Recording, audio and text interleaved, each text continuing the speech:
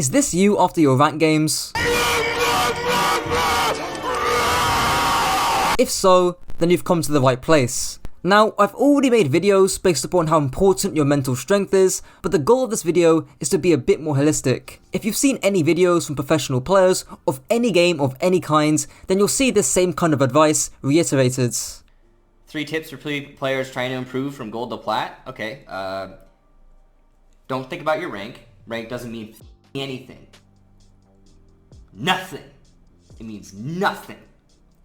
So just establish that first. It's natural to be competitive at anything, let alone Overwatch. Being competitive is a personality trait, not a game mode in a video game. However, being so hyperfixated on especially your rank can actually prevent you from making any progress. So in this video, I'm going to be going over what your rank does and doesn't measure, why the measurement isn't even perfect in the first place, and most of all, giving you the secrets in order to actually climb. Firstly, you need to understand that a rank is merely a reflection of different probabilities and likelihoods that you'll win a game. A team of Plat 1 players are likely to lose against a team of Diamond 1 players. The keyword is likely there. And likewise, a team of Plat 1 players are more likely to win against a team of Gold 1 players. Things like mechanical skill and general game knowledge obviously play a part in determining these likelihoods, but this is a very small slice of the pie that your rank actually measures. Your rank doesn't measure your attitude or toxicity, your ability to communicate competently with your team,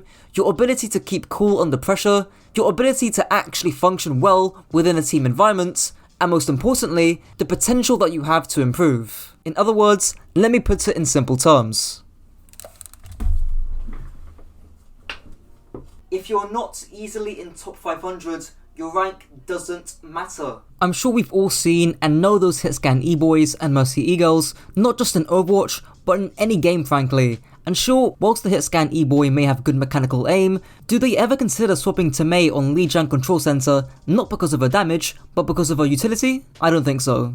Do they even think twice before ulting in a 3v5? Do they ego peek a lot in Widow duels, even when the duel isn't in their favour? Do they cry in-game if the team only has a fraction of the damage they do on their stat cards? If they decide to hyperfixate on mechanics and damage stats, and don't even consider other factors into their gameplay, whilst also being toxic on top of that, then unfortunately, you're an aim bro. Get the fuck out of my face! Now, don't get me wrong, having good mechanical skill is in fact a good thing. I know, right? How controversial. But remember, this game is just as much about strategy as it is about Overwatch being an FPS shooter where guns go pew. The stat cards or leaderboards can often be a very deceiving mechanism that can easily trick players into believing that they're doing worse or doing better than they actually are. Sure, your KD might be 20 and 3, but were those 3 deaths pivotal? Or even if you have 10 deaths, were the majority of them pointless because you already lost the fights? What if you're dying first every fight and causing your team to lose a 4v5? Each kill you get, each death you obtain, and each point of damage and healing aren't all made equal, which in the moment can certainly be hard to believe. There are plenty of professional players with sub 1.0 KDs and terrible win-loss ratios. And they're fucking amazing players. There are so many things in this game outside of winning matches and getting kills. Some may say that a rank is supposed to be a fair interpretation of your actual skill level, and whilst I don't entirely disagree with that, your rank can easily misrepresent or underrepresent the skill and game knowledge that you actually have. You can legitimately know how to play every single hero in the game, and you can know the macro like the back of your hands. But in the game, you just don't know how to integrate that into your own gameplay, and that's why coaches exist. Your rank simply doesn't show your knowledge, but in a team environment, or even outside the game when you're trying to help other players, that information can be really beneficial. If you're in a team, you could even adopt more of a coaching role, which is something that I did when I hit a plateau in my gameplay. I'm a mid-diamond support player right now, even though I know more than really any flex support player about the game in their role.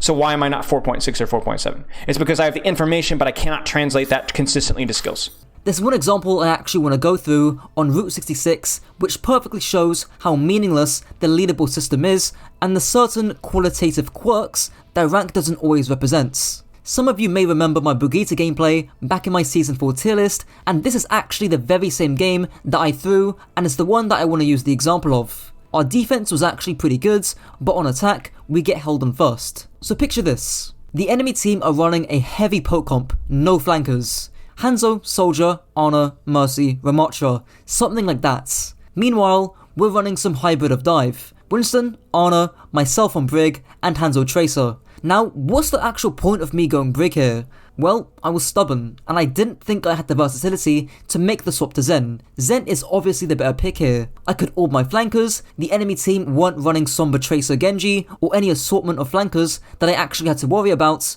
so the Brig pick was a throw. Now stats wise, I was doing fine. I even think I had the fewest deaths on my team, and my healing was comparable to my Ana. But those stats don't matter. And then of course, there's the argument as to whether the rank system actually do what it's even supposed to do in the first place. There's the so-called RANKFLATION in Season 3 and arguably in Season 4, and of course, the poor matchmaking quality still hasn't been resolved by the dev team as far as I know. Now, I don't know how accurate these claims are, and whether they're just copium from the player base, but I wouldn't be surprised to say the least. After all, if the ranking isn't accurate, then what's the point in even remotely caring about it at all? Now lastly, I want to cover how you can actually rank up in the first place, which, funnily enough, is by becoming less fixated on your rank. There's this phrase, better people make better players, and that couldn't be more true in my opinion. And this isn't just exclusive to Overwatch. Eat a good breakfast. Get some sleep.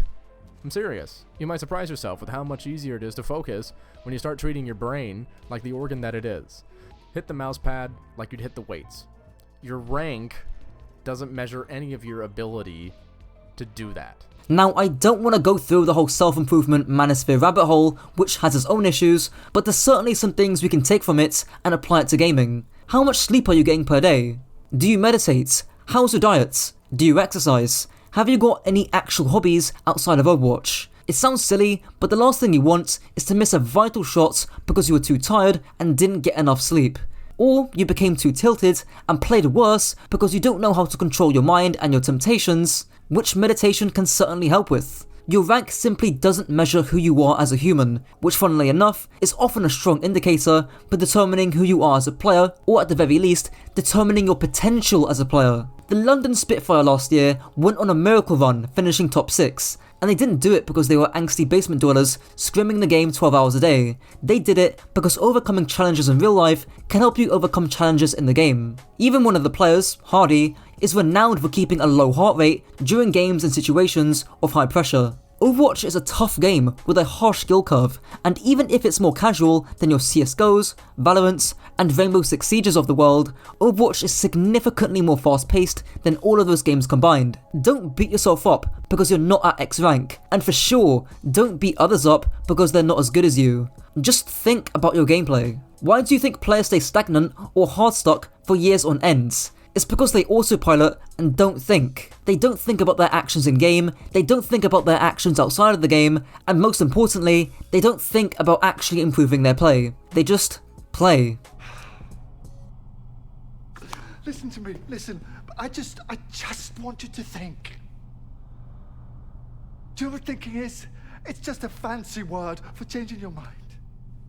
I will not change my mind. Then you will die stupid. And that's it for the video. Thanks to my tier 1 Patreons, Remy Kane and Tyler Bishop, and if you would like to become a Patreon of mine, be sure to check the link down below. If you enjoyed, don't forget to like, comment and subscribe. Until next time.